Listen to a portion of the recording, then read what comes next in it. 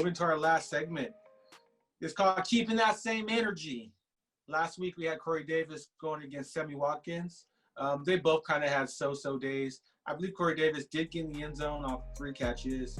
He didn't have the 8 targets he had the week before, but he was able to kind of pad his fantasy output with a touchdown on Sunday.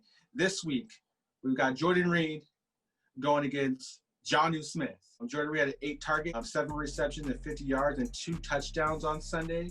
With the injury to George Kittle and other skill positions, do we see Jordan Reed keeping the same energy, or do we see Jonnu Smith keeping that same energy in his 5 target, 4 reception, 84-yard, 2 touchdown performance?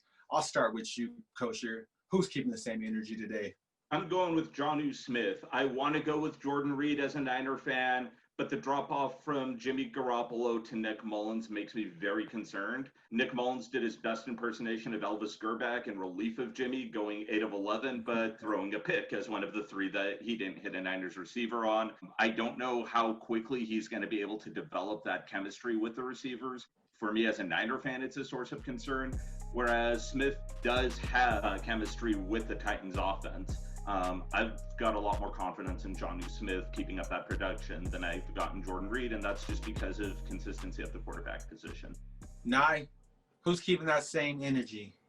I think it's Jonnu Smith almost by, default. I mean, George Kittle, by all, indications, is going to play this weekend. Nick Mullins, George Kittle had his best year with Nick Mullins at quarterback. He's going to get every target he wants, because him and Nick Mullins have a really good chemistry. I think this is Jonnu Smith by default.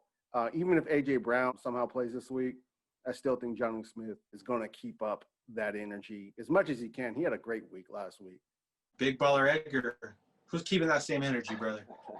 It's definitely Jonnu Smith for me, but I do want to talk about Jordan Reed for a moment.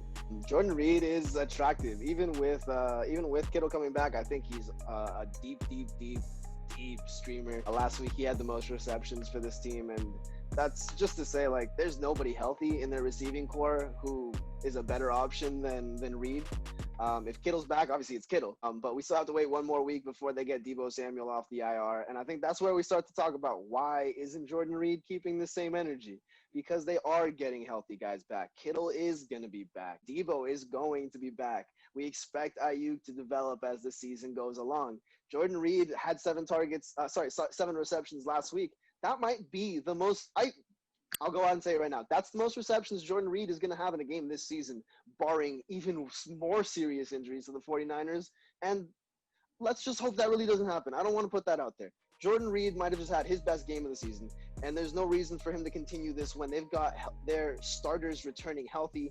Jonnu Smith obviously took the opportunity while A.J. Brown was injured, but he still can be that second guy.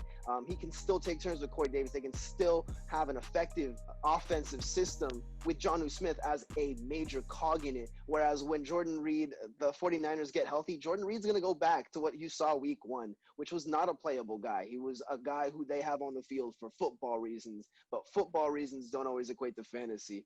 Jonnu Smith, keep that same energy.